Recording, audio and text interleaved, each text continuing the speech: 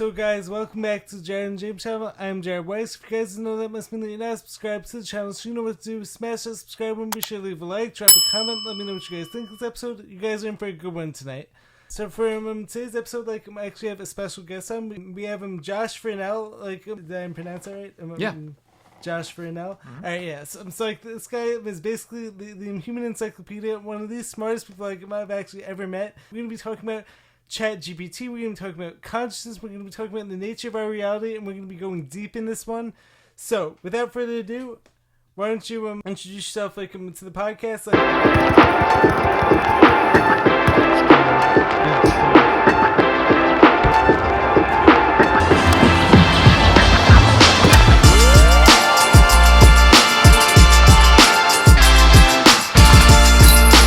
Why don't you just tell people a little bit about yourself, what you do, and how you got so smart, as well as where the people can find you.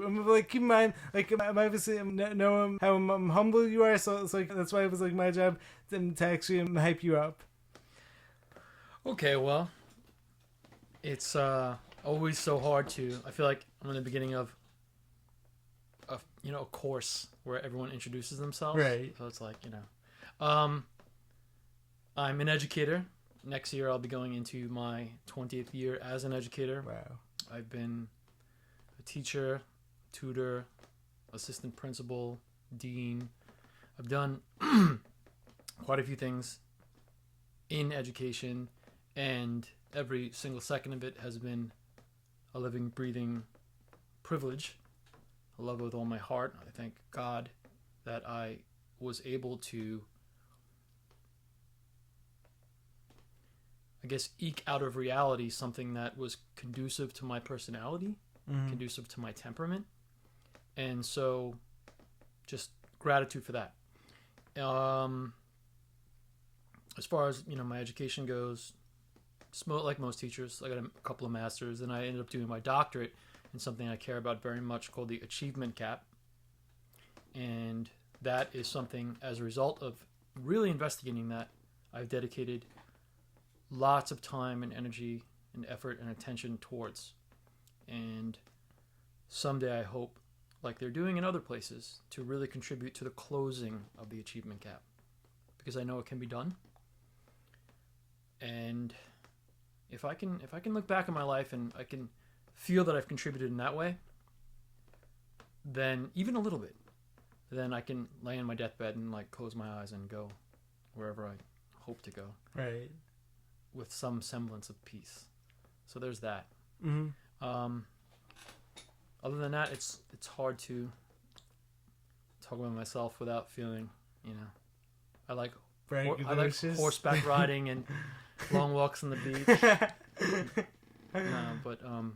So that's, I guess, sufficient for now. Right. Speaking of the whole closing when it comes to the achievement gap, I actually think there's definitely a lot of substance here, for us to start off with, especially because as both of us know, and as most of my listeners know, I've always been very critical when it comes to the whole education system. But keep in mind, this is actually coming from someone who actually always did very well in school. So I never had any issues when it came to applying myself to the fullest. But having said that, something I always get into on here is how the education system doesn't really bring up critical thinkers. It's more about teaching people what to think as opposed to how to think. But having said that, I actually think what you're doing when it comes to the achievement gap thing, I actually think that sounds incredible. Especially because you're honestly giving people the power of belief in themselves. Especially because so a lot of other teachers out there may have given up on these kids. A lot of them may have actually decided these kids weren't worth the trouble and whatnot. But if you wouldn't mind telling the people what you're doing, as well as some of the results that you've actually been getting from this program. Well, the main thing is, like I said, when I was doing my doctoral research, I discovered something called the Pygmalion effect. So it essentially comes down to this. It's about expectations. And a lot of the times, our expectations are not necessarily under our conscious. They're not as they don't offer themselves up to us. So we go into situations with expectations, not even knowing necessarily that we have lower expectations or higher expectations. If you maintain high expectations, and you have to, this is the most important part. It's borrowing from Carl Jung a little bit. Engage in what he calls legitimate suffering. So I remember reading this book many years ago called The Road Less Traveled by M. Scott Peck, this psychiatrist. Excellent book. The first chapter is dedicated to self-discipline. Right. I believe that's where he cites Carl Jung, where Carl Jung says something along the lines of neurosis. We don't really call neurosis anymore. It's more of an affective disorder, depression, anxiety, things like that. And I'm not a psychiatrist, but this is just what he said at the time. He said neurosis is always an excuse. This is what he said for legitimate suffering, right? So not doing the things we're afraid to do. It builds up in our nervous system. Of course, there are legitimate issues like trauma and things like that that affect people that are just written into their system until they're dealt with. But as far as the neurosis that we bring upon ourselves, it's a result of not or failing to engage in legitimate suffering. So I took that and adopted it for education. And I said, if you sit there and, for instance, so working with, younger students, something like that, with 8th grade students, and asking them to do an 11th grade Common Core Regents, right? So these are students in a very poor area. They don't have anything to speak of. But if you can sit there with them and first and foremost go in there, as I said before, with very high expectations, because I tell these students all the time, you guys are MacBook Pros. You have all the hardware. Right. It's just a matter of self-confidence at this point. Mm-hmm. So if you take the self-confidence, you take the inbuilt ability, you educate that, now they're unstoppable. So you go in there with that, and you engage in the legitimate suffering. This is where, a lot of times, I didn't come from this kind of a background.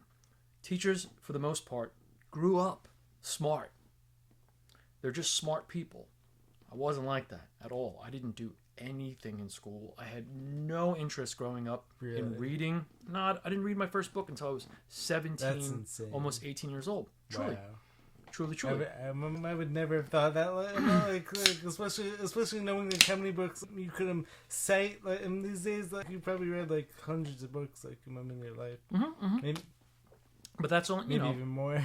Oh, definitely. I mean, but there's lots of books all around us. Like we don't even realize how many books we actually read. You didn't start that way though, right? Definitely not. Had zero interest at all in reading, writing, and again, and I truly mean this, outside of Dr. Seuss, and I'm not kidding around, I'm not being facetious, I'm not telling a story here. Outside of Dr. Seuss and The Giving Tree, I didn't read anything voluntarily, and I never read a book cover to cover, or even more than a couple of pages, until I was out of high school. Wow. Until I was out of high school. Uh-huh. And I was forced to, because I was in this, freshman composition course. I don't even think it definitely wasn't credit bearing. And I don't even think it was freshman comp. It was like preparing for freshman comp. And the professor, who was great, was like, listen, I know you won't have any interest in any of this, but if you don't read a book and present on it, like, you're toast. You're going to fail. That's it. You're done. So I was like, right. Oh my gosh. I was like, I really need to actually, for real, read a book. You've no choice at that point. No, because now you're not in. I was in a community college, and what's going to happen? Are my parents going to call if I fail? My parents didn't care whether or not. My dad was just like don't go to summer school. That's it. That's the main rule. Uh-huh. But that's how he grew up. He didn't even really go to school. He didn't go to school at all, really. So his expectations were there because that's what he grew up and that's what he understood, and he just wanted me to be a good person. So thankfully, he taught me and instilled in me some semblance of morality that I'm able to, take into where I go now. Right. But as far as books go, no, absolutely not. So this professor said you have to, and I did. So I picked up a book. A lot of my friends were into, for various reasons, which you can imagine, watching this movie, 2001: A Space Odyssey. Okay, spaced out movie. All right. So you can imagine the environment. Anyway, I'd seen this movie so many times. I said, all right, if I read the book, at least I'll have visuals. Right. And I can get through it. So I went to the library, picked out the book, and I started reading it. It was really good. It was completely different than I had assumed it was going to be. And I don't know how long it took me to get through it. It maybe was a couple of days. Really? That's it. Because it was so engaging. Mm-hmm. And it was different than the movie. You know, the movie, they travel to Jupiter. In the book, they travel to Saturn, one of the moons of Saturn, Iapetus or Japetus, depending on how you want to pronounce it with the I or the J, Latin, blah, blah, blah. Mm-hmm. Whatever the case may be. And my eyebrows were at my hairline for like 2 days. Like, what is this? Are you kidding me? And then it was the last page. And I was like, that did not just happen. You need no more. Way. So I read it. So I started reading it again. I read it again. And then I started reading it a third time. And I was like, I wonder what would happen if I actually read other books. Because I did a presentation on it. And everyone was like, wow, that's good. I was like, really? I was like, what do you mean it's good? What are you talking about? I'm reporting on a book that I read. This is bananas. This doesn't make any sense. Right. But yeah, that was that. And again, I started reading it a third time. And I was about halfway through the third reading. And so I picked up the sequel to it. Started reading that. Got through it. What I noticed was this, though, throughout it. A lot of reference is to physics and the mysteries of the universe. When I learned about, because that sort of whetted my appetite to learn about that stuff. And then when I learned about the double slit experiment, I was almost 18 years old, and I have never, ever stopped thinking about that, ever. Mm-hmm. Ever. So it's the measurement problem in physics. Right.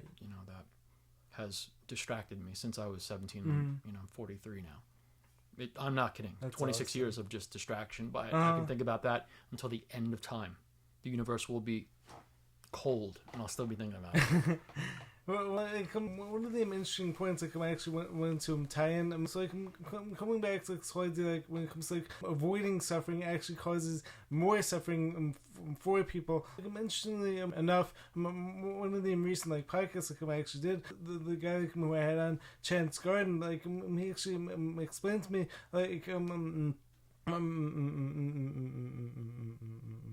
how what I'm doing is actually making the obstacle the way. To be honest, I never even thought of it. I'm like that.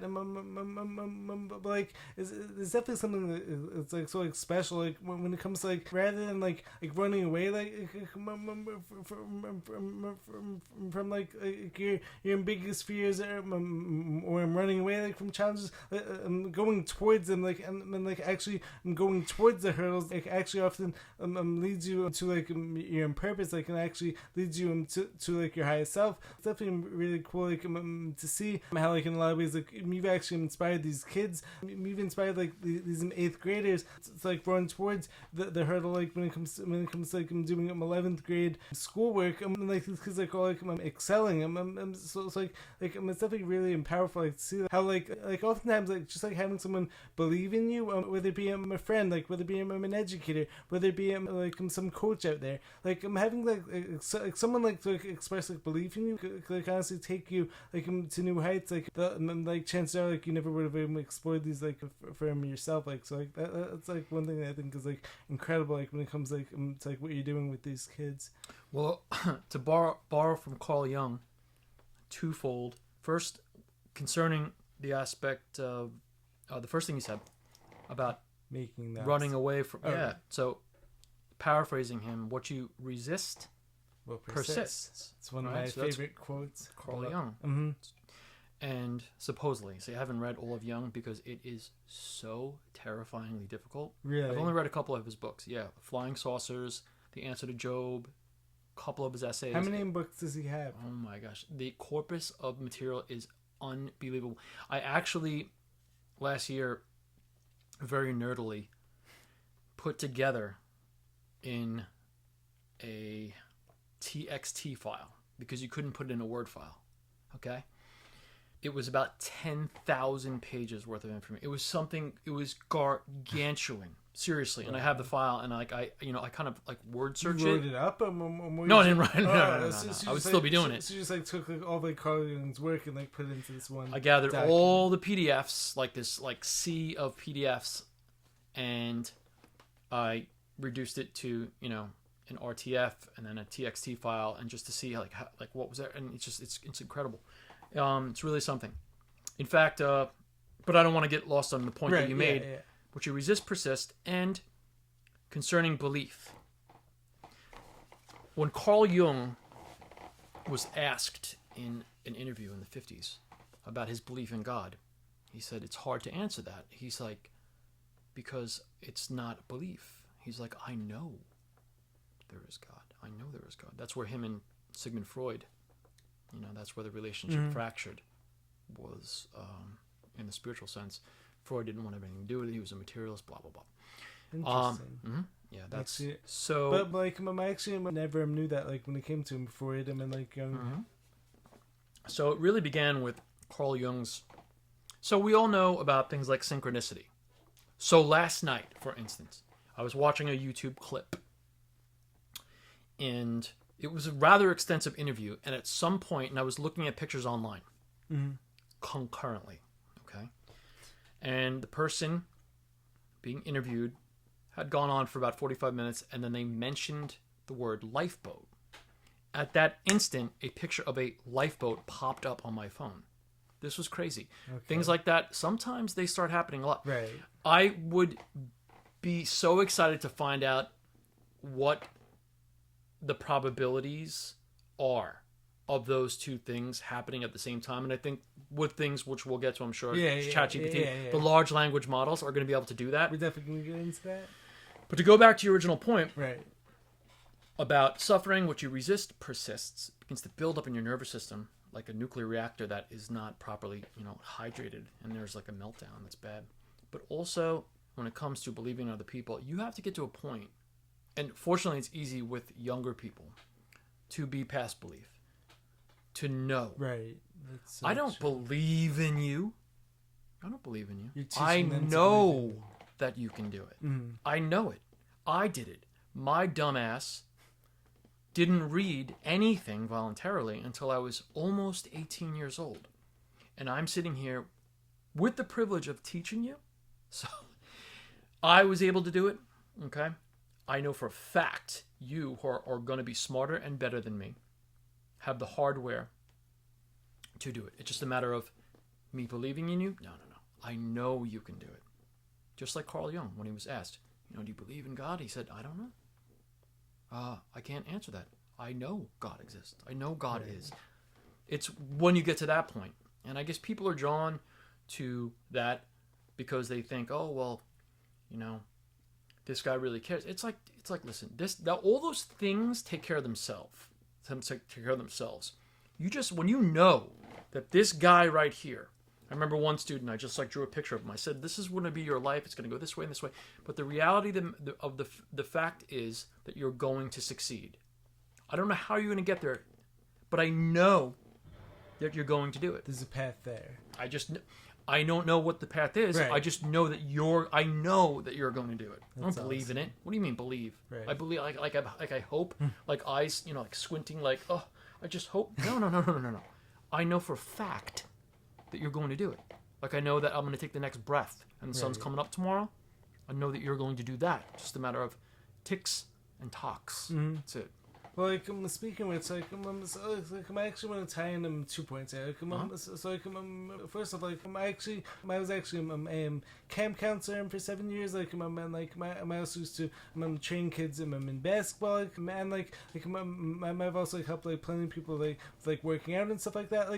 Something I've always found interesting. When it comes to helping others out, a lot of times I almost believe in others more than they actually believe in themselves. So like for instance, like it's almost like it's like reflex that like starts up like inside of me. Like whenever like someone like tells me oh like I can't do this, or I'm not good enough to do this, like I almost like immediately shout back at them, what are you saying? Like it's not true. But like maybe it's almost like something in me that's almost like stronger, and then like belief, like maybe it's like something that, like I actually know like, through like experience, like, or on the other hand, maybe I'm almost like trying so hard like to like manifest like success like in them, like especially because like when it comes to that, it's helping good people like win, like just like doesn't get better than that. And then like another point like I want to tie in, like when it comes to this so like you were saying that like Carl Jung was talking about, like said like when it comes to like he doesn't believe in God, he actually knows that God exists, like, and so like something that's like really interesting, like which may actually bring us closer towards the chat and the chat GPT topic, as well as like some of the technocratic state stuff like that, like I want to get into.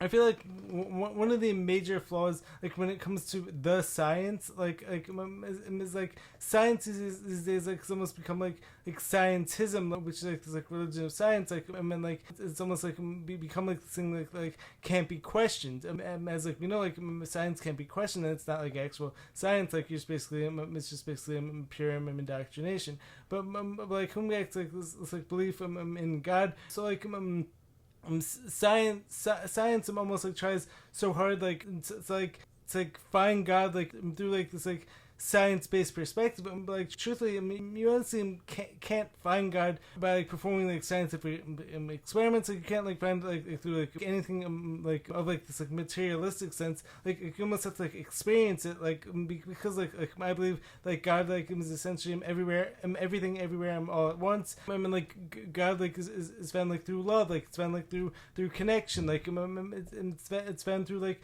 synchronicity, like and so like all these things you can't really measure God through science, and so like as a result, like it almost like comes back to like when you can't explain God through science, and then like as a result, like science ends up becoming God to these people. Yeah, I mean any doctrine, given enough time, enough power, enough real estate, right, becomes ossifies into a dogma, and you get subscribers to the dogma, defenders of the dogma, mm-hmm. etc., etc., etc.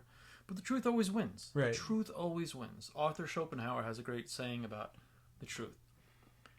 He said, any new truth is first, it is, what does he say? First, it's laughed at. Then, it's vehemently denied and combated. Then, third step, it's taken as self-evident. Well, of course, that's the case. But it requires funerals, as Max Planck said, one of the godfather of quantum mechanics. He said, really interesting.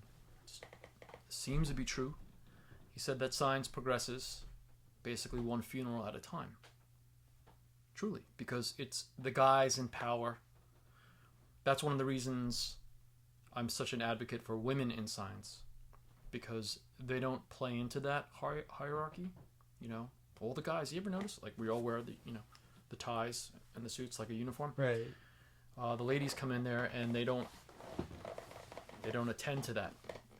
They go in there and they do, they can do real science and without having to, play into that thing. You know what I mean? It's like seeking like for the purpose of like satisfying the ego. You mean, or I don't know. Well, they're just the rigid hierarchy of, right. It's like worshiping at the feet of people like, for instance, like, okay, let's go back to Freud for a second, right? No one, schizophrenia for the longest time was a function of mommy issues, according to psychoanalysis via Sigmund Freud. That's not the case. It's dopamine receptors in the brain. Maybe too many of them. Obviously, I'm oversimplifying it, and I'm just a guy from Long Island. I'm not speaking from a neurobiological perspective. But when you say, forget the data, let's just go with what he believes, or what she believes, that's dogmatism. Right. That's not science anymore. I follow the data. That's why I am in love with mathematics, statistics. I believe Wait, and so sorry to cut you off, but like something like I actually want to tie in here. Like, so like when it comes to mathematics, like I'm pretty sure you actually even once like said to me like during one of our sauna talks, like math actually like runs like the universe, like what describes it. Right, and then like going along the same lines, like I've actually heard like some people like actually say like math could actually lead them like to God, like especially because math is like this like massive set of like equations like that all like make perfect sense, and like you can't disprove math. So it's like well, there are limits. So I mean, this is why guys like Kurt Gödel, depending on how you pronounce it, Gödel. Aren't so popular because that individual demonstrated that there is something rotten in the heart of Denmark. He demonstrated conclusively through something called the incompleteness theorems that math was inherently at bottom, at root, fundamentally, there was an inconsistency there that cannot be reconciled. His conclusion was something along the lines that there must be something about the human mind that is outside of the universe, essentially, to be able to generate the axioms of mathematics. So, is mathematics a perfectly consistent system? No. There's something amiss. Interesting. Well, I mean, just these days, again, you have relativity on one side, describes the large-scale stuff, the way the planets go around the sun, etc. And then you have quantum theory, which describes the small-scale stuff. Now, I'm quoting Ed Witten, who's a preeminent physicist at Princeton. When you try to combine the equations of these two theories, you get nothing but nonsense and infinities. That shouldn't be the case. And they can't both be right? Law of the excluded middle. So what's going on here? They don't know. We've all heard of string theory. This is an attempt to solve that problem. Apparently that's totally wrong, though. Don't ask me how. Does any of this like tie into like the ether, like actually explaining like the space like between us? Well, the ether was or is that like a totally separate topic? No. The belief in the ether was with us in the Western world, at least, until the Michelson-Morley experiment, which demonstrated that there was no ether. Now, maybe some sort of metaphysical ether, possibly, but there was no ether. And as a result of that, there was then relativity came from that, and blah, blah, blah, blah, blah. Are you talking about an actual ether or talking about a metaphysical, like, connective tissue? Both, in a sense. Like, for instance, the way like all humans put like words into the universe, and then like other people like actually receive like these energies. Okay. So like maybe it's like more like metaphysical ether. Okay. But like I've also like heard of it like in terms of like this actual like physical space like manifests itself physically. Yeah, that's. I mean, I don't know. I mean, again, that's where things get really, really subtle. Right. That's like the work of Rupert Sheldrake, morphic resonance, things like that. The morphogenic field, which he postulates. And I think that guy's a renegade. I think he is absolutely onto something, and that's why they consider him like the Antichrist in science. Again, I don't know enough to speak intelligently to any of these things. What I can say is that there may be truly something there. Yeah. The work of, for instance, we talked before about kind of knowing the future, the work of Darrell Bem at Cornell. The precognition experiments. That's crazy stuff. Like, what's going on there? Statistically, that shouldn't be the case. There should not be a statistically significant result concerning precognition. The work they did at Princeton at the Pear Lab, where they had people essentially move random number generators one way or the other, 0 or 1, for like 30 years. Okay? There's the probability that was just a mistake, or that was just a coincidence, would take I don't know how many hundreds of universes to repeat that. It doesn't make any sense. There seems to be something going on behind things. Now, as far as codifying that into a full blast science, there's no one that I know of that can do that. I don't know how anyone would begin to do that because the data is so subtle and it's so out in like the omega or the sigma, No one's even or whatever. going to touch it. It's just to put it together. But that's not the question. Right. That's not the question. As William James said, you don't have to, if you want to demonstrate that there are, so for instance, all swans are white. You don't have to check every single swan in the world. All you have to do is find one black swan. Right. That's it. Yeah. And they found many a black swan. There's something going on there. I don't know what it is. I tend to think along the lines that you think, that we are actually participating in something. Yes. The anecdotal evidence is overwhelming. The sense of being looked at, things like that. Like there is definitely a psychic component to our reality. Definitely. As far as now, I have never had any experiences like that. See, what's so messed up about it is that I subscribe to these things purely because I am such a hyperbolic skeptic of everything. Okay? Right. Purely because the math says so.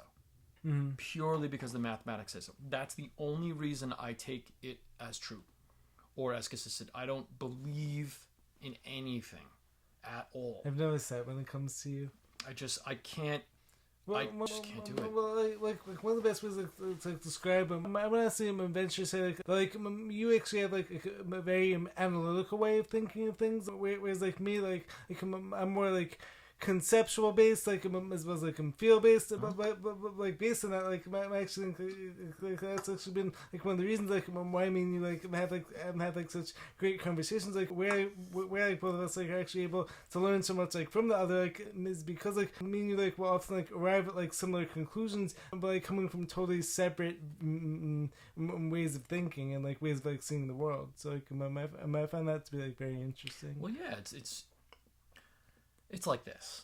Let's take the example of qualia, right? Qualia, this idea that, like, you know, the idea of redness in your mind, right? So you raise someone in a black and white room. They have a computer monitor that's black and white. They learn every single thing there is to learn about color. Spectrum, electromagnetic, blah, blah, blah, blah, blah. But they've never actually seen a color, ever. Do they really understand what color is? No. Do they really understand what blue is?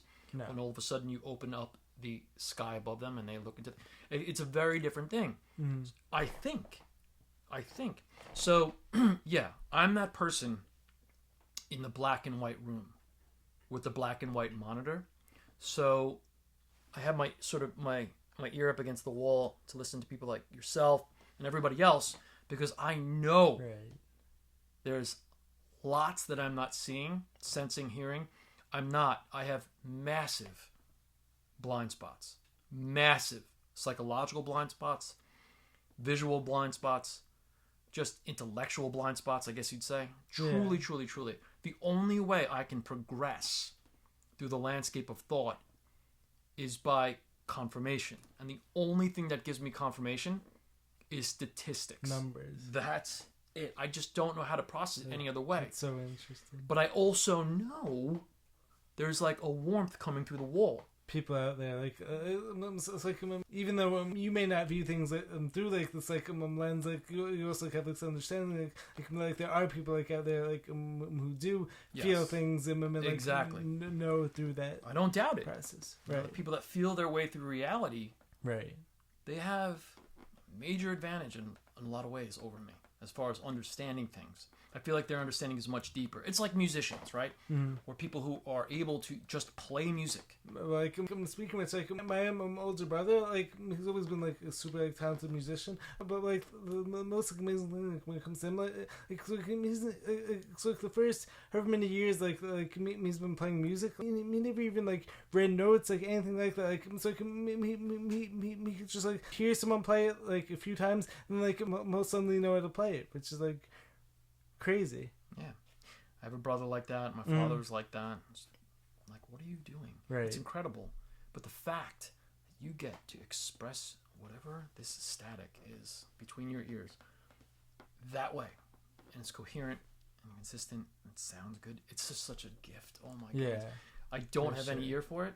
I've tried and failed so many times that now I've given up, at least for now. I've just, with my piano, it's so sad. It's really sad. I started learning how to read music for real, but I just don't generate it in a way that I think is pleasing. And I know that is not a signal to give up. Right. Yeah. But it's like, yo, there are some people like myself that just don't. There are things missing from my mind. Right. All right. So I can, through brute force, do things. I'm going to be able to, given enough time. But just it's. That coffee cup is going to beat me. Like something that I often like to say is like, given like enough time, like my belief that like humans like essentially limitless, like when it comes to like the things like we could do. Like having said, like some people are like obviously more apt for certain things, and like some people so like, even though like I believe like basically anything is like possible. Like having said, like not everything is like meant for everyone. You know what I mean? Well, not on this timeline, no. Right. Yeah, yes. Not at this particular exit in infinity that we are occupying right now. Exactly. Yeah. Like, I definitely believe like the capability like for human potential like has been like squandered like by so many people. But like having said, I would never say like anything is like impossible. But like it may definitely be super hard like for someone to be the best musician, the best athlete, like and also the best scientist or whatever. I'm obviously I'm always trying to be like the best like everything I do. But like we definitely do have like aim limit like when it comes like to like where we can actually devote our energy to. Only my daughter. She won the Scholar Athlete Award, so she's... Wait, like that's actually really fun, like, because like back in high school, like I'm actually won the Scholar Athlete Award also. Did you really? Yeah. I was so like, oh my goodness gracious, where did this child come from?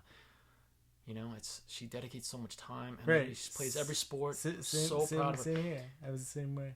And she, you know, I remember one of the first, you know, playing soccer. Mm-hmm. She's like, Dad, I don't like it. And her mom said that, you know, she didn't have to continue. And you know, I'm going to defer to the wisdom of her mom and agree, because that's all right. And I said, all right, well, if that's the case, if Mommy said so, that's all right. She said, no, Dad, then I'd be a quitter. What? That's bold. Yes. She did that with soccer. She did that with lacrosse. She was 12. She was 12. 12. Wow. She had every excuse in the world not to continue. Both parents said you don't have to do it. You don't like to do it. You feel like you're not good. She's like, no, but then I'd be a quitter. I was like, where? That's incredible. From what star? I'd love to hear that. Oh my gosh.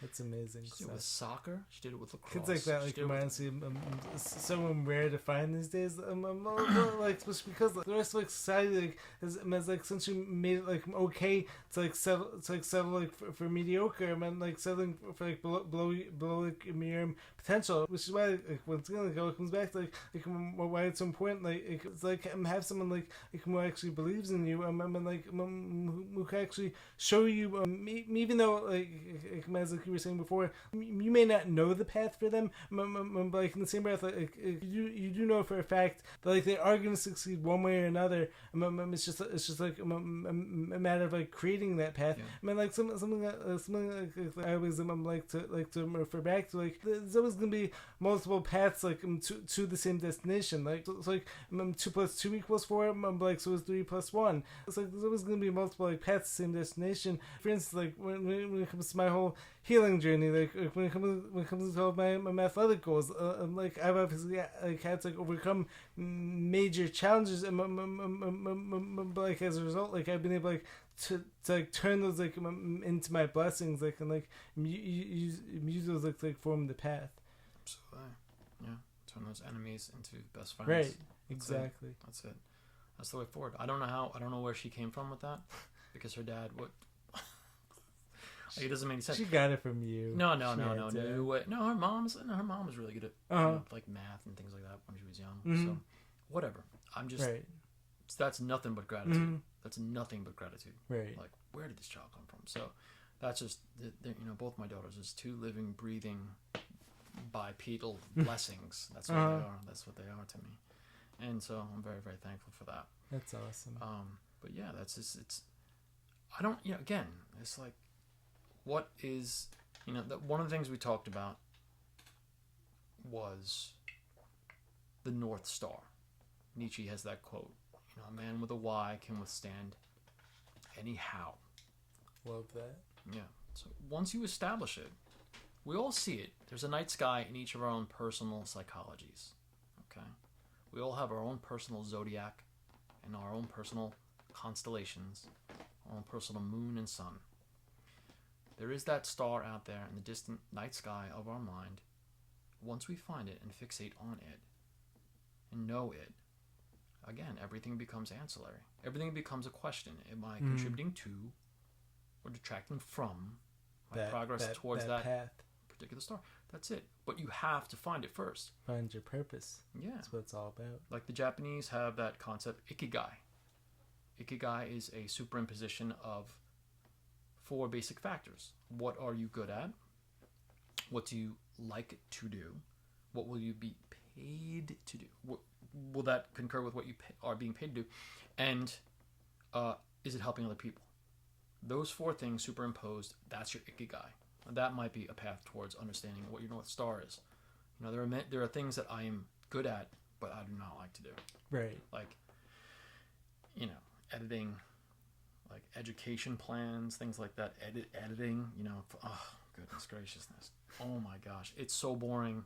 But I'm able to generate something that's halfway decent, so. But I don't like, you know, I don't want to do it. Right. Yeah, like that actually comes back to like what I was saying before. Like when it comes to like this idea, like even though like you might believe that like humans are capable like of like basically anything, like, but like to be great like at anything like requires like a certain amount of like time, like and devotion. Like even though like you might be good at something, if you're not passionate about it, like you never like it's not gonna be worth it, like, and you're never gonna actually make it something it's actually worth devoting all of your energy like and time into. Yeah, I mean, passion is gasoline. Yeah, you're not going anywhere without it. You know what I mean? It's not gonna happen. The only way, you know, you need encouragement. Right. You need confidence, encouragement. You need people to, you know, there's various things that you do need. Sometimes though, you encounter those people that are straight nuclear reactors. Like not even nuclear. I don't even know where they're drawing the energy from. Like that 0 point field in like that they postulate in physics, where it's just like they are able to, I don't bore through things via will, pure will,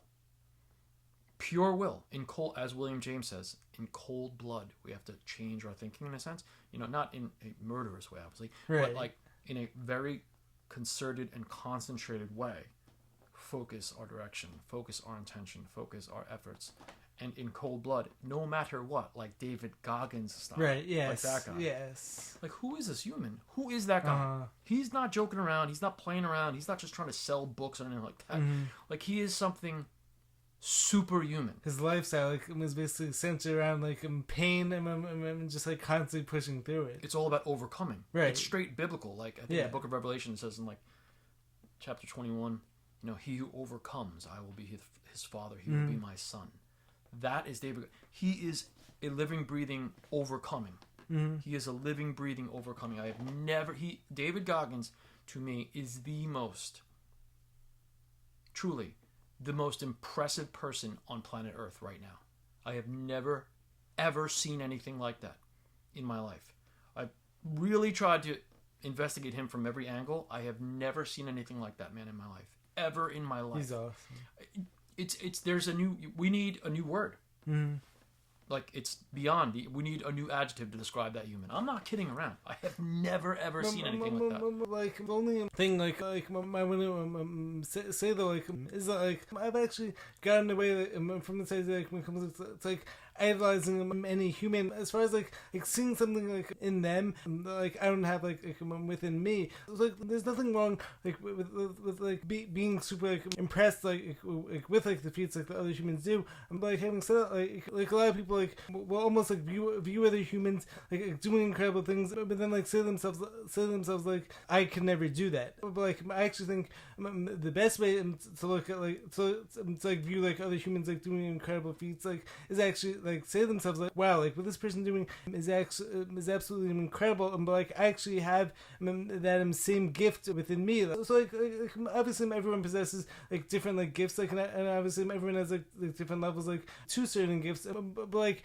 generally speaking like it comes back to this idea like what someone else like possesses like isn't actually lacking within you, and chances are like you just like never explored that to like your own fullest potential.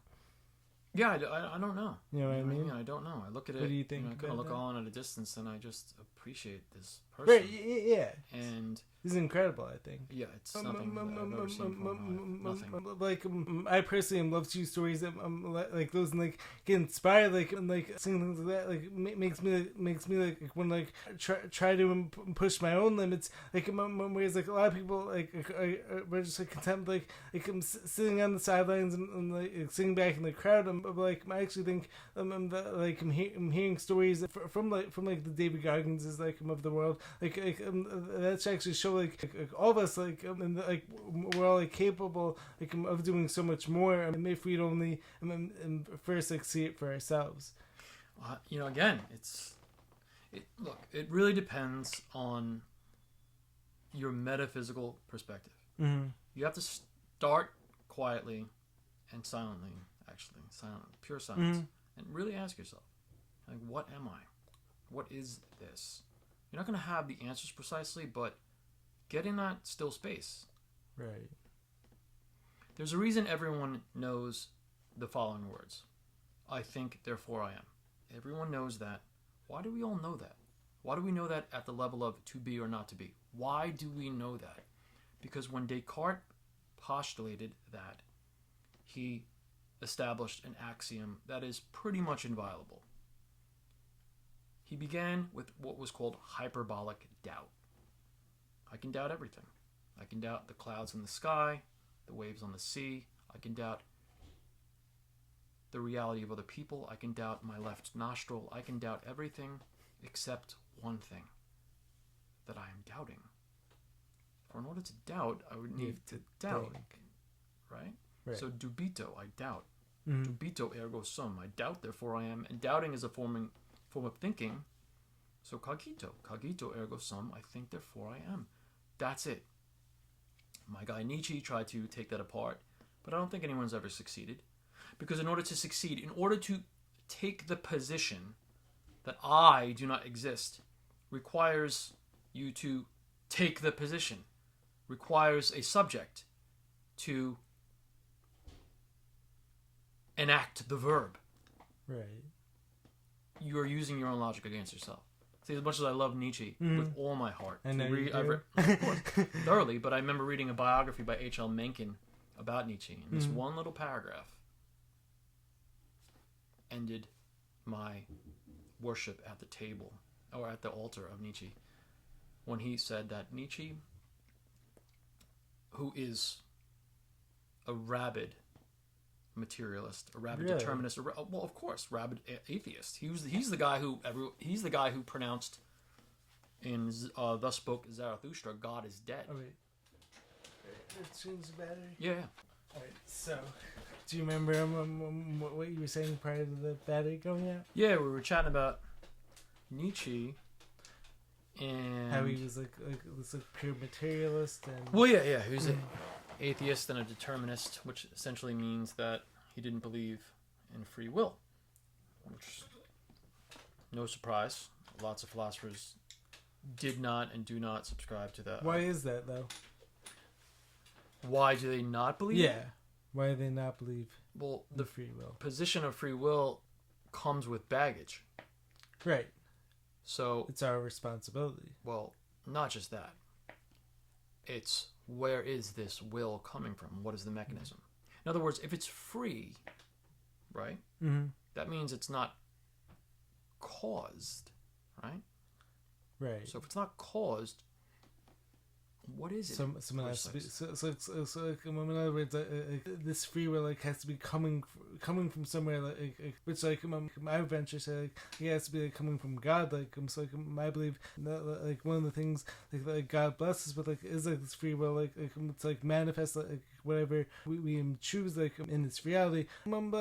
Sorry to shift topics a little bit. I remember something I was gonna add to that. One of the ways I actually like to describe this idea of free will. I personally 1,000% believe all of us have free will. I definitely believe that God in the universe always gonna give us the opportunities and that each of us need in order to become our best highest selves. But then in that same breath whenever one of us veers off of our best path, and then God in the universe is gonna try give us consequences to those actions.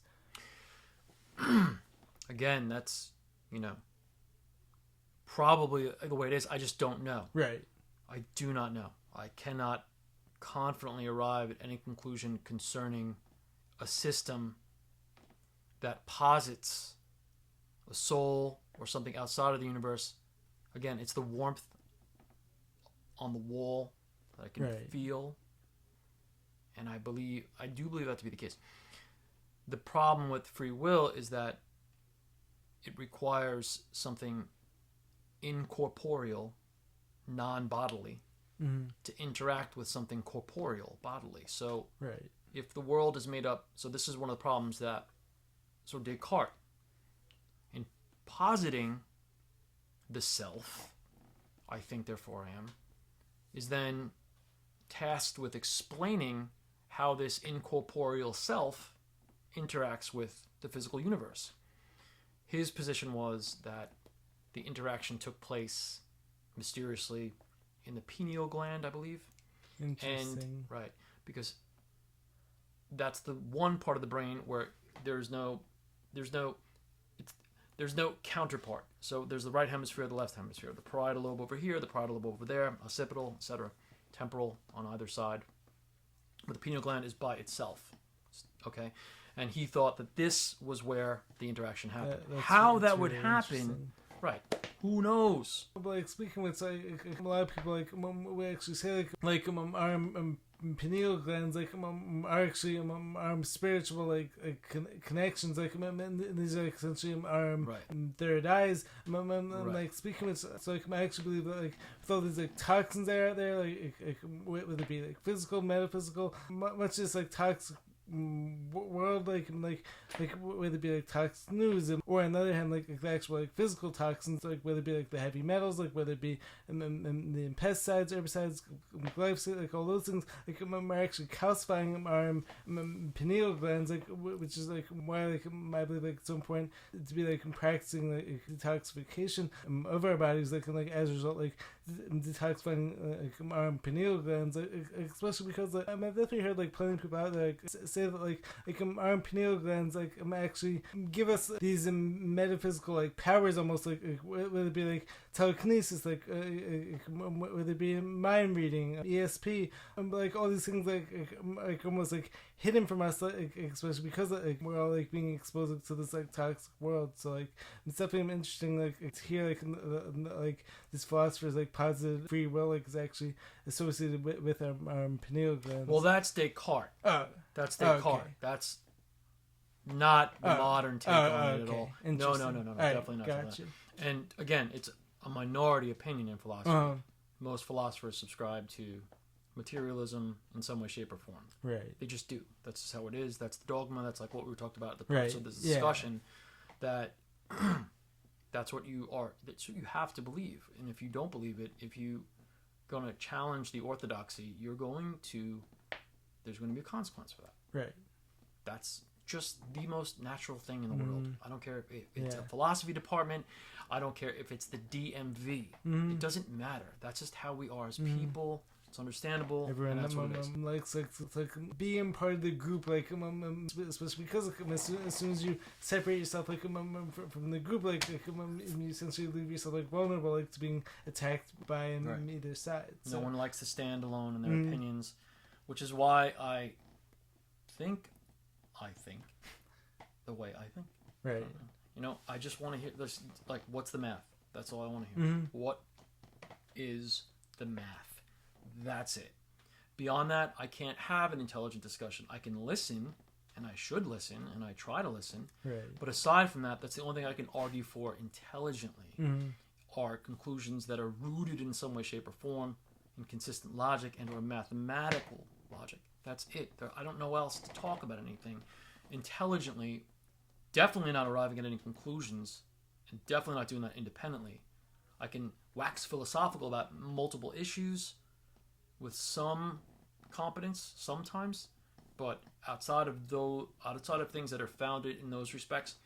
But again, when like I had mentioned earlier, about folks like Kurt Gödel, again, depending on how you pronounce it, that he demonstrated using math that math is inherently, there's an inherent inconsistency within it.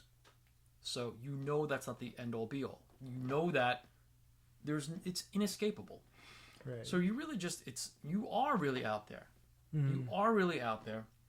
Your opinions, if they're consistent, that's really all you can ask. So what are your assumptions about the world? See, this idea of truth with a big gigantic T, no go. All you can really hope for is consistency. Do you think that we actually do have any objective truth out there? Where do you think it's all just based on all of our perceptions and therefore it becomes our reality? I think that it's outside of. Let me give you an example, okay? Many years ago, right after I read 2001: A Space Odyssey, I picked up a book called A Brief History of Time by Stephen Hawking. In the first edition of that book, there was a preface written by a guy named Carl Sagan. In this preface, and it didn't appear in later editions, but in this particular edition, there was this preface written by Carl Sagan, where he asks this question: could God create a rock so heavy that even he couldn't lift it? Right? Could God create a rock? So it's either a limit on his strength or a limit on his power. There's no way out of it. Clever. It's so clever. Well done. Not really. Because what you're doing is you're putting God inside the universe, a universe governed by what you presuppose to be logic. Yes. If God prefigures or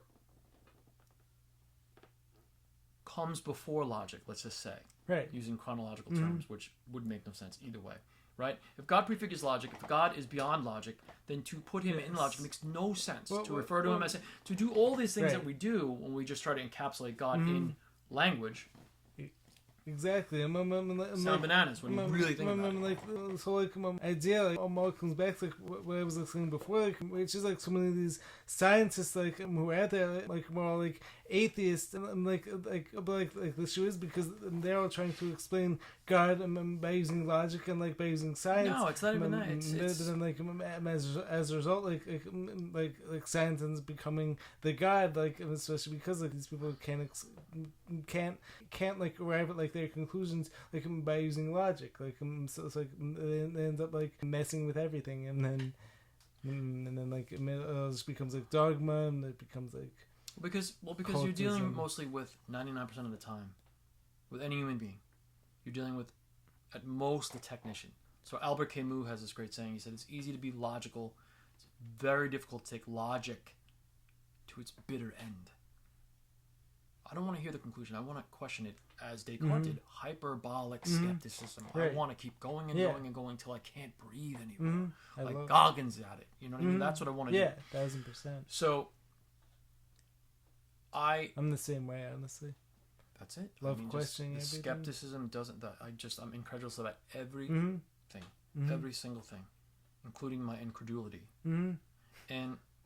But, there are these stories. For instance, in the book of Job, it's chapter 38 or so. You know the story, basically. It goes something like this. There's this guy, Job. He's got everything money can buy. Great big family, land, livestock, riches. And he worships. And he worships God. He's pious. He's good. And the challenger, Satan, says to God, hey, wait a second here. Let me ask you a question, God. Do you think Job would worship you the way he does? Do you think he'd be so pious if he didn't have all these gifts? God says, yeah. He says, well, what if I were allowed to take all of it away? Would you take that bet? God says, yeah, of course. He's like, God says, you can do anything you want to him, except you just can't kill him. That's it. So Satan, the challenger, now this is conflated with Satan as to whether it really is, whatever. I don't know / care. That's not the point of the story. The point of the story is this. He goes, destroys, decimates everything. Kills his kids, torches his land. It's over. And afflicts Job with boils all over his body. And Job is sitting there like, what in the name of reason is happening? I've done everything right. I don't understand why this is the way it is. Right? He's sitting there doing logic, right? His three friends roll up, Eliphaz, Bildad, and Zophar. Okay? And they're in chapter 38. They're having this discussion with him. Trying to figure it out. Like, what did you do? Right. It's like, I didn't do that. I didn't do that. I didn't do that. I don't get this, man. This is crazy town. Eventually, his friends are like, deuces, I'm out. And Job essentially says these words. He sort of posits this, or puts out this question, you know, God, why have you forsaken me? Why have you done this? Mm-hmm. Why have you done this? And God says, who are you to question me? Were you there when I stretched the measuring line across this universe? Were you there when I placed the stars in the sky? Etc., etc. So it sort of echoes back to that preface by Carl Sagan. Mm-hmm. Oh, well, you've done it, Carl. You've really knocked it out of the park because you put God either here or there. What are you doing? Right. You sound, with all due respect, stupid. Because you're speaking of God as if the idea of God can be contained within language. Mm-hmm. You said something before about language and the importance of language. Mm-hmm. God, in the book of Genesis and then later in the book of John, he creates with the word. Right. But he prefigures everything. So to put him in language, again, I'm very verificationalist about my discussions of God because, again, how do you put infinity into words? Right. Exactly. So I'm very limited in that respect. But these stories give me some idea of how to maybe conceive of it. Mm-hmm. Yeah, for sure. Who are you? What's interesting is that one of the books written by Carl Jung was called The Answer to Job. Really? The Answer to Job. And Carl Jung's position is that Jesus Christ is the answer to Job. Jesus Christ is the embodiment of suffering and pain for no sin, etc. Okay, and so God answers Job by becoming human. That's Carl Jung's take on it. That book is so hard to understand. I remember reading it on I was sitting on Amtrak reading that book and coming across words like chthonic. Like, no, seriously, I'm not even kidding you. Really? Carl Jung answers questions you didn't even think that you would ever ask. What does that word even mean, though? It's like it's like underworld and whatever. It doesn't matter. It's just the fact that these guys that's coming along every couple of centuries, like Carl Jung, Friedrich Nietzsche. It's like, what? Da Vinci? Like, who are these people? Who are these people? Oh my gosh, that's wild. But even Goggins is more impressive than I'm done kidding, man. That guy is unbelievable. That's interesting. Yeah. So, did you have anything else that you wanted to add to that point? No, just that. Listen, I can't. As a Christian, I'm a Christian. I'm a Catholic. You know.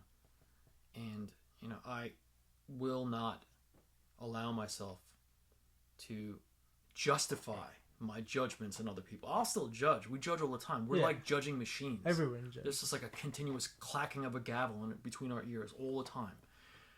But as far as rationalizing that, justifying that, no go. Absolutely not.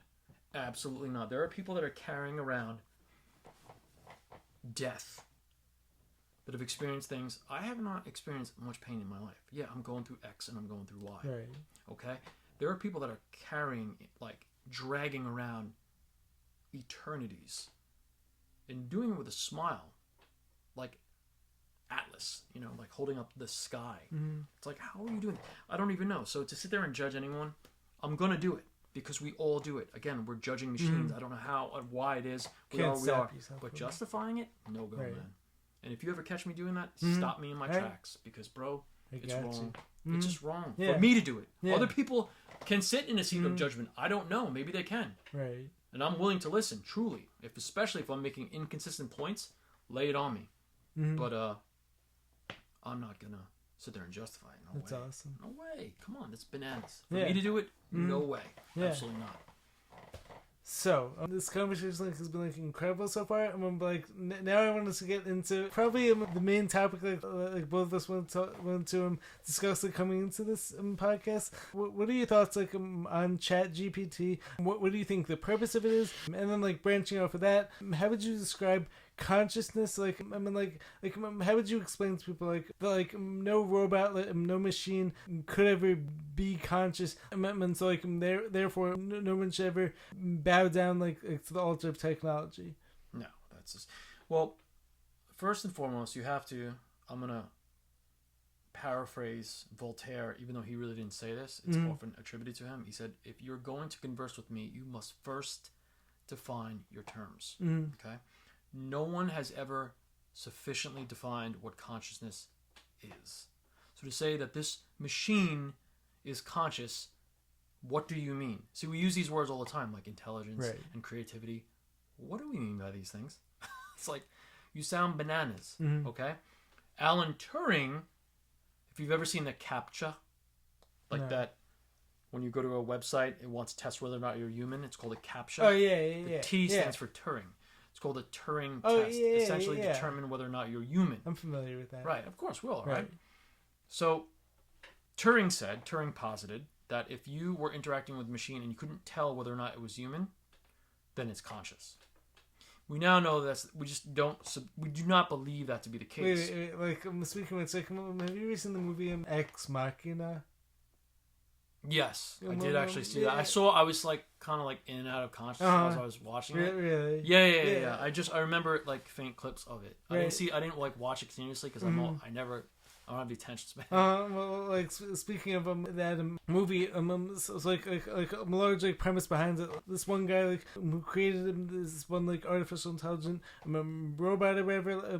The whole movie was centered around the idea of this some Turing test, and then by the end of the movie, supposedly no one could tell the difference whether this person was a robot or a human. Me personally, I actually believe so many of these Hollywood movies want people believe that robots can become conscious and take over the world. But another thing is whether it's Chat GPT, whether it's any of these artificial intelligence stuff, they're always going to need to be programmed by a human, and so therefore no piece of technology is ever going to have any divine spark in them, and so therefore none of these things could ever be considered conscious. Well, again, it requires definition of what consciousness is. Let's say you're able to define it and able to inscribe it onto a silicon chip. It's instantly the end of everything, automatically, and it would happen so fast. This is what they call it, the singularity. The singularity in a black hole, that's the point at which everything breaks down. It's the point at which light cannot escape. Right? Well, that's the event horizon. So everything has an escape speed. The Earth has an escape speed. It's 24,000 miles per hour. That's why rockets have to move so fast. If something has enough mass, its escape speed exceeds the speed of light, which is 186,282 miles per second. And then it goes black. And then no one knows what happens. Same thing with this technology. If it were to become conscious, it would happen. It would happen so fast that it would create if we kept us around, it would create a simulation, and that may very well be what we live in right now. A lot of people take that position. If you ask me to where I put my money, I believe, based on this book I read many years ago called The Holographic Universe, that this is indeed a hologram. That's interesting stuff. Someone when I was talking to the other day, actually brought up the same point to me. I don't want to get him too far off topic. I also want to talk about my belief when it comes to flat Earth, any of that stuff, especially because I want to put him here and job him in jeopardy, many rate, but also it's actually a whole separate conversation. But anyways, coming back to this to this topic, like keep going like, when it comes to like of this holographic universe, like because like I've heard some people like recently like even within like my truther communities like actually talk about like like of like potentially maybe we are just like living in like this hologram and like maybe it has to do with like all like our own perceptions and whatnot. You know what I mean? Well, yeah. I mean, again, it requires a definition of consciousness. What is this thing? And again, no one can put together, no one can cobble together the first sentence concerning what it actually is without immediately self-referencing. Right. Or referencing one of these scientific papers, or referencing one of these CGI images or whatnot. It's just, there's no way. Right. You know, and I remember reading, so that goes back to like 25% into this conversation where we began talking about free will. Right. What is, define freedom. Define freedom. So let me give you an example of what I mean. It can't be cause and effect, okay? So if it's cause and effect, I just move this phone, right? The phone didn't freely move, therefore it doesn't have free will, whatever, right? So it's not cause and effect. It's not cause and effect governing free will by definition. All right. So then what then is it? Is it random? I remember reading a book by this physicist named Paul Davies called The Mind of God. Lots of people take this position that quantum mechanics can kind of explain it. No. That's static. That's random. That's not whatever this is. So if it's not random and it's not causal, if it's like acausal but coherent, what could that be? There's no way that I can conceive of even conceiving that.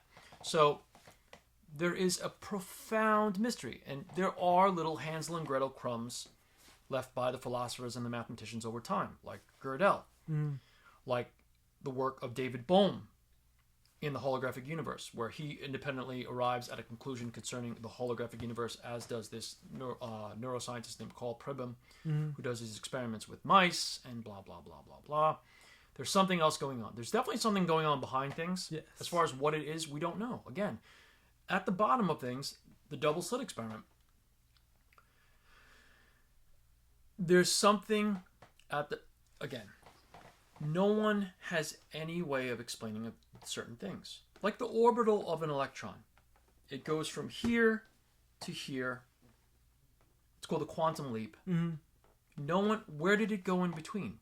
That's like you popping up in Indochina. Right. Okay? So, and then reappearing back here with nothing to explain the traversal. Right. What do you mean? This is happening. You're an orchestra of these things. Or are you? Are you just a cloud of probabilities superimposed? Or are you something else? I can't help but conclude that I am something else. Now, as far as what that is, I have no idea. No idea. All I can do is, again, pick up the crumbs left by the great psychologists and philosophers and mathematicians, like Darrell Bem up at Cornell, who did that experiment with precognition. Right. And the vast amounts of literature on psychic phenomena. Right. Near-death experiences. Yeah. And I'm not talking about seeing the light. Right. Which, again, for the longest time was ascribed to things like hypercarbia or anoxia, lack of oxygen in the brain, too much carbon dioxide. That's not it, because you don't get coherent experiences that way. But whatever. Yeah. Maybe there's something to explain. Maybe it's DMT. I don't know. What I do know is that there are experiences called veridical near-death experiences, which are above and beyond those kinds of things. This is where someone rises up out of their body and talks about things that they could not have possibly known about that are going on in another room at the time that they're flatlining. How do you explain that? How can you possibly explain it? You want to dismiss it? Feel free. I choose to investigate further. I'm going to follow the data until I'm dead. That's it. I'm going to follow the data and the probabilities until I'm dead, because it's all I have. That's all I can go on. It's the only thing, when everything else is gone, that I will have at the end. That's it. So I choose to investigate further. And again, those crumbs. Kenneth Ring, psychologist in Connecticut, wrote the book Blind Sight, about people who are born blind. have near-death experiences and come back with visual data. What do you mean? How is that possible? What is going on there? The work of Sam Parnia at Stony Brook. There's something going on. When you superimpose all this data, you find, as I said, the preface of this discussion when we were talking about William James, the black swan. Mm-hmm. There is indeed a black swan. As far as whether or not it's a swan, whether or not it's avian, whether or not it actually has feathers, I don't know. I can't really put it in a category, but something is there. It's blurry. It's at a distance. I could barely make it out, but it is there for a fact. So I don't believe X or I don't believe Y, dogma, etc., etc. Anytime you question anyone on their steadfast beliefs, not anytime, but enough of the time, especially if they're very loud about it, what do you find? 3 or 4 sentences, 3 or 4 questions into it, they're like, I don't know. Right. All right. Well, listen. Those people like, slow down then. Let's just together try to actually figure this out. Because when you start coupling like ignorance and conviction, you end up with nonsense, basically. Well, or something worse. You end up with like real. You end up with the problems I think facing our society. Right. I think M. Scott Peck, to bring it back to him, that psychiatrist, he defines evil that way. He calls it militant ignorance. Okay. That's super interesting. Yeah, that's what he says. So maybe that's it. I don't know. That makes a lot of sense. Honestly. Listen, we just have to be careful. Tread lightly. Make sure you're not hurting anybody. Well, like, how different would you say militant ignorance is, as opposed to willful ignorance? Like, more like on the other hand, like, would you actually put those two like in like the same boat? Well, it depends on the expression of the will. Right. So if it takes the form of hurting other people, willful ignorance could end up turning into like I can be willfully ignorant of the fact that I'm not great at basketball. I'm not hurting anybody by believing that I'm good at it. Right, yeah. But when you're actively hurting other people in the name of something that you don't yourself fully understand, that you yourself have not even really fully questioned, is that really where we want to be? No, definitely not. I don't want to hurt. I don't want anyone hurt for any reason ever. Truly. Okay? I want to make sure that everyone's listened to and everyone... See, that's why I think that, like, all of what's going on in society right now, I think a lot of it is due to the fact that people do not feel listened to. Whatever it may be, they do not feel listened to, and whether or not you are a conservative or a liberal, that becomes dogmatic. That becomes... We become ossified in our beliefs. And we then... What happens? We start hating each other. Become tribal and Politics is... George Will said this before he defected, I think, from the Republican Party. He was a Republican, but then Donald Trump, blah, blah, blah. But he said politics is organized hatred. And I think he was being kind of facetious, but I think it's almost becoming that. It's like, slow down. It's definitely a lot of like truth behind that statement. Oh, we're in this together. My goodness. Right. We're in this together. Exactly. We're on this little, as Carl Sagan said, and he actually, I think it was the Voyager satellite, as it passed Saturn, it took a picture of Earth. And all you see is this faint, as he says, pale blue dot, where everything that has ever happened that we know of has taken place. This pale blue dot upon which we exist. We're in this together. Let's slow down. Let's listen to each other. Sometimes just being listened to is therapeutic for other people. Right. So if you can be a reservoir, if you can be, as Nietzsche said, an ocean to receive streams, however polluted they may be in your purview, that, I'm not going to say it is anything. It is helpful, but it might be helpful. I can't help but believe that it would be helpful to do that. As we both recognize, people are in pain. People are in pain.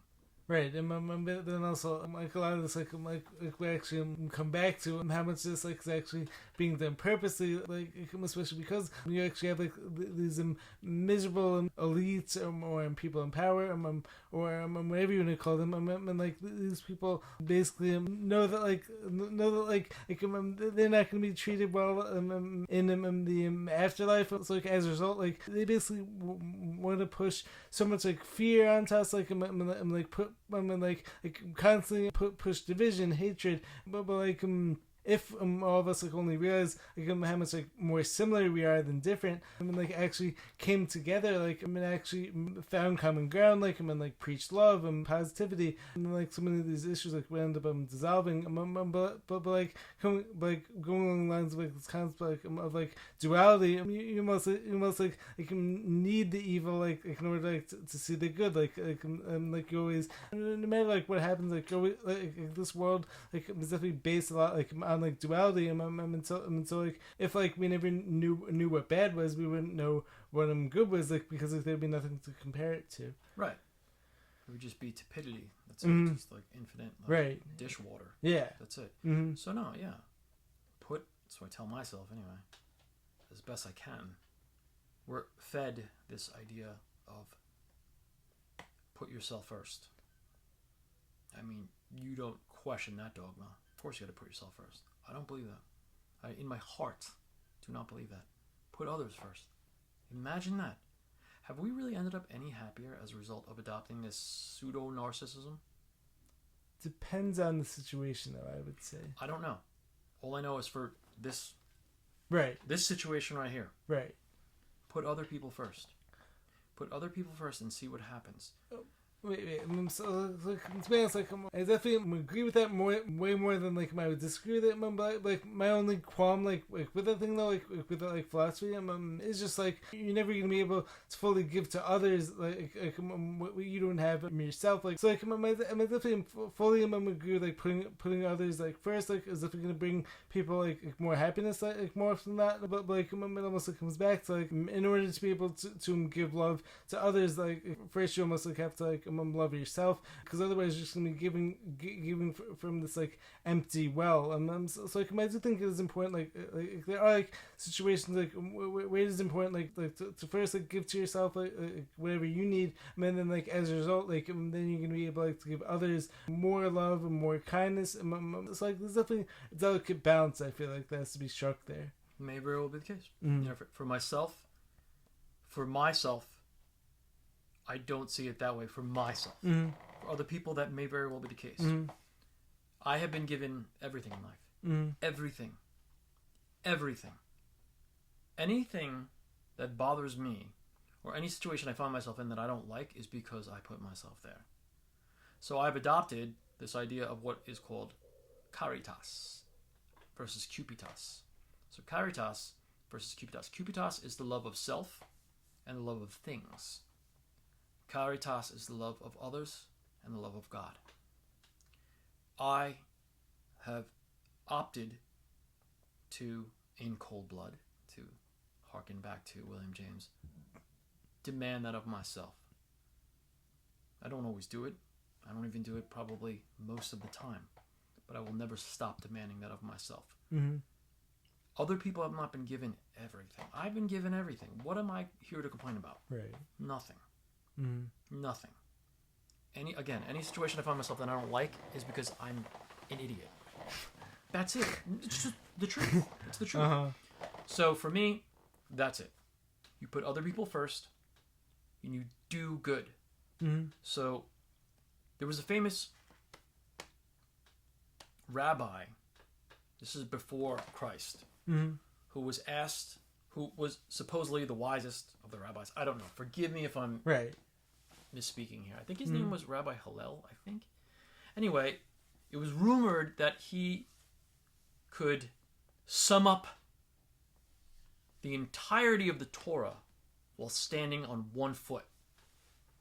And I guess at some point someone put the challenge to him.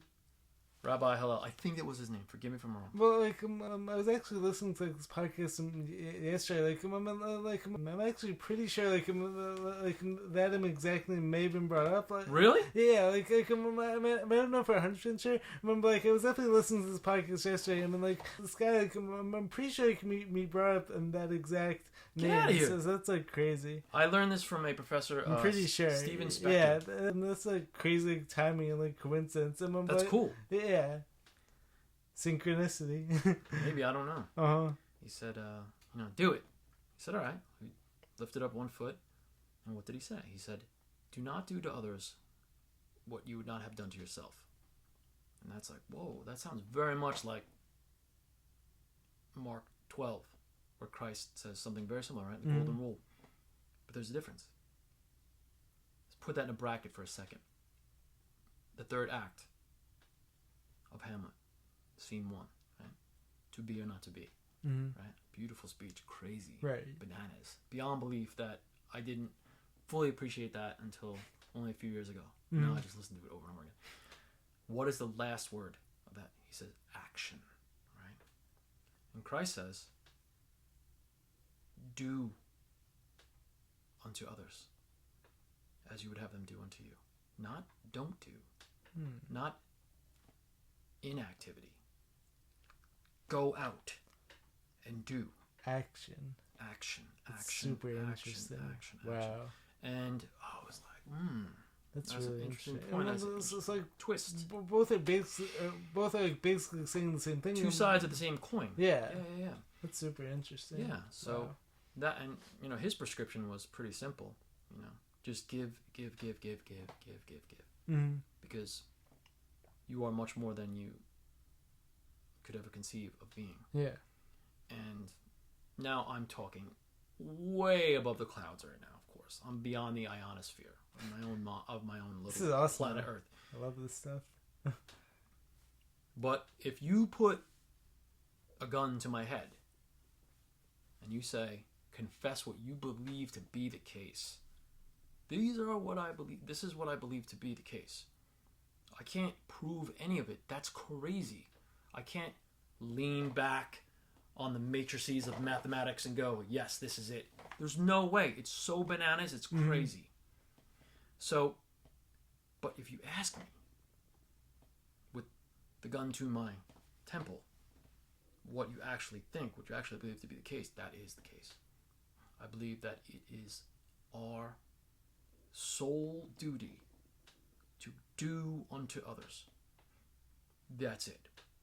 End of story. Next, nothing more. All the rest of it, everything, this tie under my chin, this neighborhood, my car, my life, everything that's ever happened, it's trimmings. That's what we're here to do. Right. People are in pain, they're suffering, and it's up to you to alleviate that Help them to the best of your ability. Any way that you can. Now, and I say you, meaning Josh, not other people. Right. I'm not saying that's how you should be, that's how you should be, that's what you should believe. I'm not doing that nonsense, because Christ also says, why are you concerned about the speck in your friend's eye as opposed to the plank in your own? Judge not lest ye be judged. Do you know what I mean? So these are guiding principles for me. So whenever I'm in between one thing or the other, it's always shut your mouth, Josh, and listen. Seriously, shut your mouth, you ignorant ape. Shut your mouth and listen as best you can. Let someone bleed through their mouth if they need to. Let them die and bleed and throw and heave and scream, whatever they need to do, and be there for you. Listening is honestly probably the most underrated skill out there.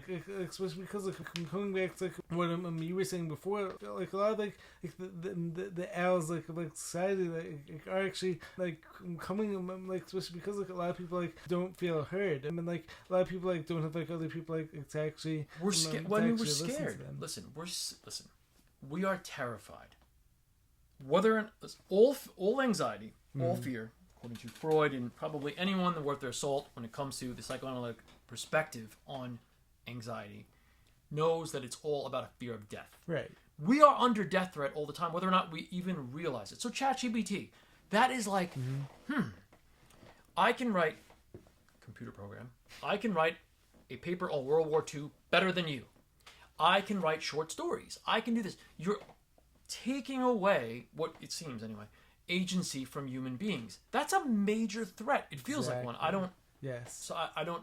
1000%. I have investigated it to the point, and in my own personal investigations since I'm 17, that I don't have any fear of any of it. Doesn't mean anything to me. I know enough about it to dismiss it. Not completely, of course, but to dismiss the metaphysical threat posed by these things. Yes. Then, okay, so there's that, right? Then there's like actual death.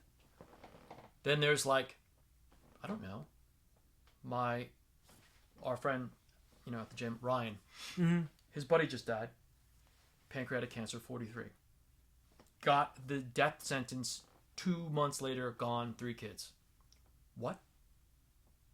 Okay. Then there's like asteroids, right? We are chronically always under fear. Anxious. Yeah.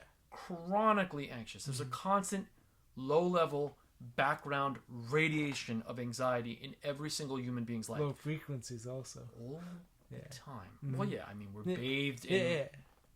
non-ionizing, hopefully, radiation at all times. Yeah, sure. Exactly. There's all, and then the things you mentioned before, the metals, so on and so forth. Yeah.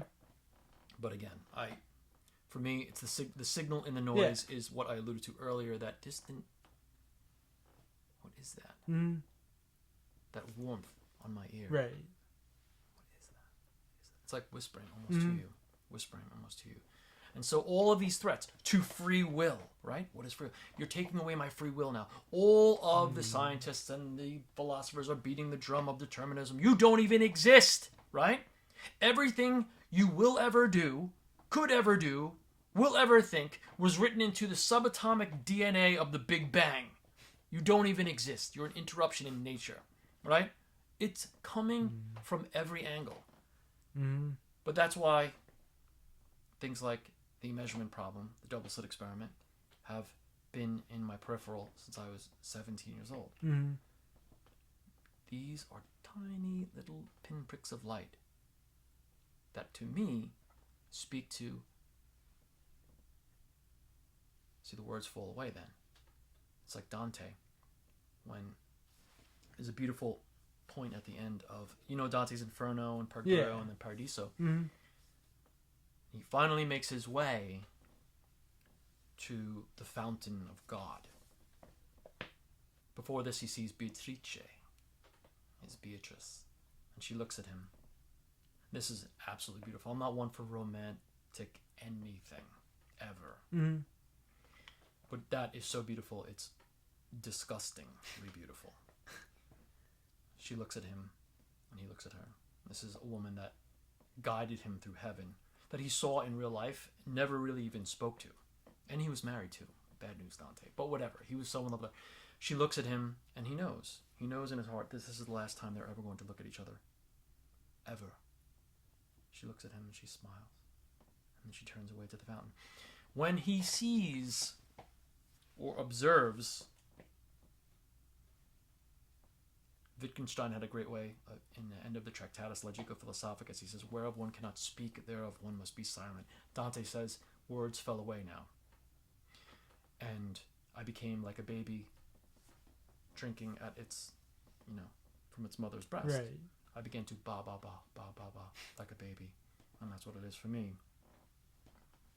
You get these little tiny crumbs, these little pinpricks of light, these little tiny whispers. Okay? And it's like, oh my gosh. Okay. And in that is pure paradise. It is peace. Because as Carl Jung said, you just know now. And when God blesses you, not with paradise, but with just a taste, a sniff, a nostril full of peace. Once you have experienced that, amidst all the chaos, as Camus says, in the midst of winter I found within me this invincible summer. When you taste that, all you want for the rest of your life, whether or not you choose to recognize it, is for other people to experience that. Right. That's it. It's the ultimate consolation. You know it's all for the best, and you want everyone else to know that too. Through your actions, through doing for them. That's it. For myself. I'm speaking always, when I say you, That's amazing, I mean me. though. I mean me. It's so well said. Because again, other people, I have not walked in their skin. I don't know what it is to be them. So what do? Shut up. Now. Right now. And listen, man. For real. Who are you? God, why have you done this? Why me? Who are you? When I put that spot of light up there, you call the moon. Little boy? Right. Little man? Who are you? And I, in the face of other people, am essentially that. Who am I? Who am I? I'm barely a guy that could put two sentences together. Seriously. Yeah. Really, what am I? I'm some jackass from Long Island. What am I? Really, in this celestial circus. You know? That was amazing. It's so well said. So, speaking of which, like, first, like, I want to ask you, how much time, like, do you think you have left? Just a little while longer. If there's another topic, we gotta do part 2. Yeah. So it's like, that was honestly so powerful. Like, I actually honestly feel like that's actually the perfect place, like, to close this part 1. Yeah. I'm off on. Sure. I'm having to, like, if you don't mind, and every time, like, I have someone come on, like, I'm in studio, I actually like to have, like, my own speed round set up for them. Like, yeah, of course. So it's like, if you don't mind answering that, like, doing a quick little speed round. Be gentle. Alright, I got you. Alright, so it's time for the speed round. You guys know how this works. So the first, like, 7 or 8 questions, like, we're gonna be more like quick hitters, and then the last, like, 2 or 3 are gonna be more like thought provoking. Okay. Alright, so audiobooks or hardcovers? Hardcovers. Steak or chicken? Steak. Favorite animal? Dog. Favorite philosopher? This is like all these questions. Like, no, it's okay. I'm actually trying my best, like, to examine like individually for each person. Like some of the questions, like, are more general, and like others, like, I try, like, give them, like, individual. Alright, so favorite philosopher? Soren Kierkegaard. Interesting. Alright, so biggest tip for anyone wanting to like, gain knowledge and, like, become smart? Fear. Biggest misconception when it comes to our world as we know it? That we know it. Interesting. Alright, I only have one question left for you. So, like, this is like how I usually try to finish off, like, every podcast. So, if you had a portal that, like open to heaven, like, whenever you wanted to, what does this place look like to you? Heaven? Yes. And then, like, keep in mind, like, it's close to be like heaven on earth. Like, however you see heaven for you, what does that place look like?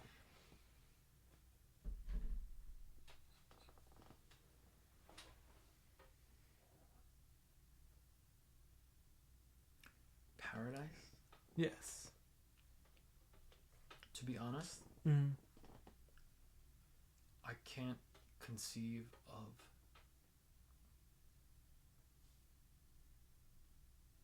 I can't even put it. You have to, like, experience it. Can't put it into words. Well, let me give you an example. Well, see, it's counterintuitive the way I'll put it down. Paradise would require adversity for me. There has to be something to resist in some way, shape, or form. I am so programmed for that I would dissolve. There was a book called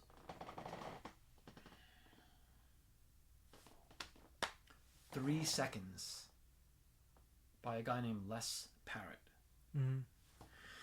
In that book, he cites an experiment done on an amoeba in a petri dish. Mm-hmm. I don't know if it was UCLA, wherever.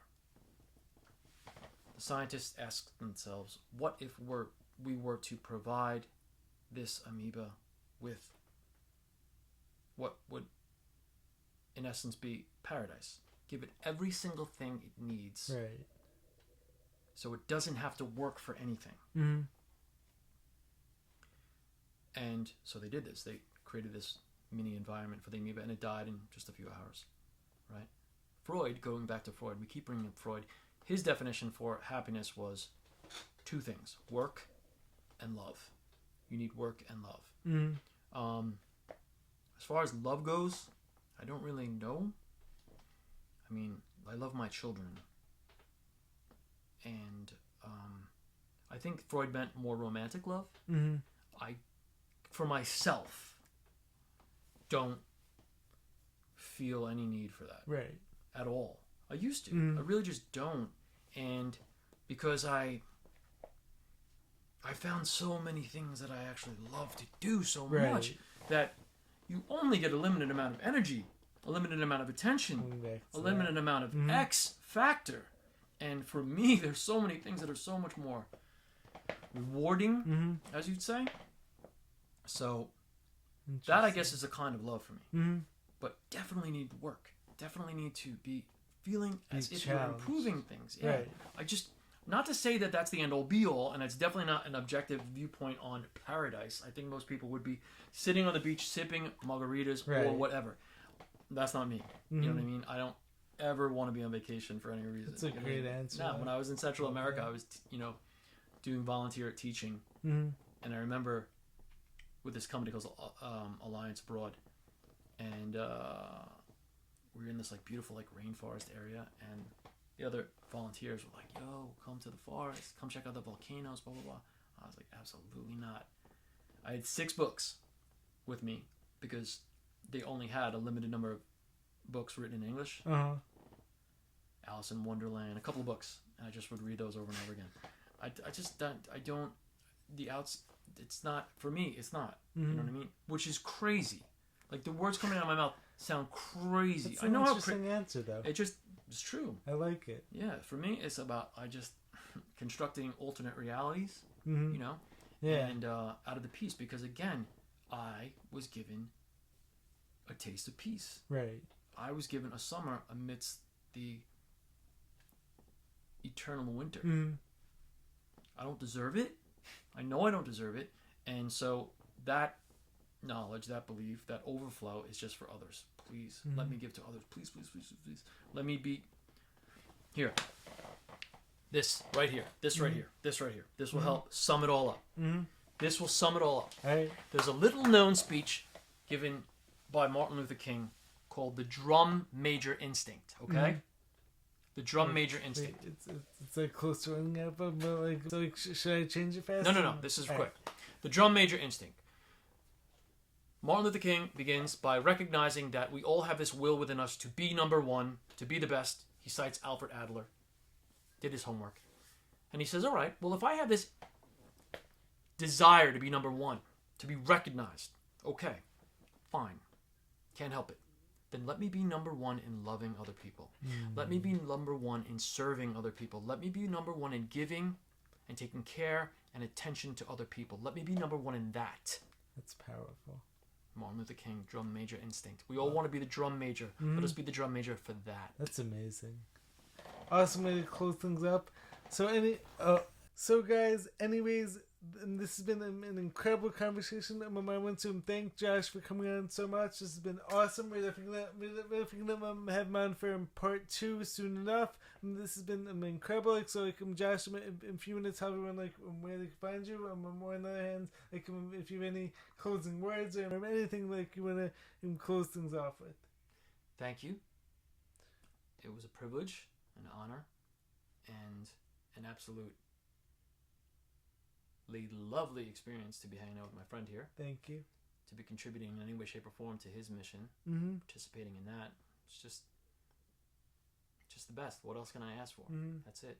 And yeah, Dr. Vocabulary is my Instagram. But follow him on Instagram. He has some awesome stuff like me posts. Do you also like want to tell anyone like where you can find your books and stuff right now? Well, I'll add that at another time. Right. I'll add that. I don't want to self promote here. Right. For me, it's really about this guy right here, the mission, and hopefully some element of clarification, elucidation, or consistency. That's it. Perfect. Alright, anyways, make sure to subscribe to the channel, be sure to drop a like, leave a comment, let me know what you guys think of this video. This has been a super enlightening conversation, and so I will catch you guys in the next video. Peace!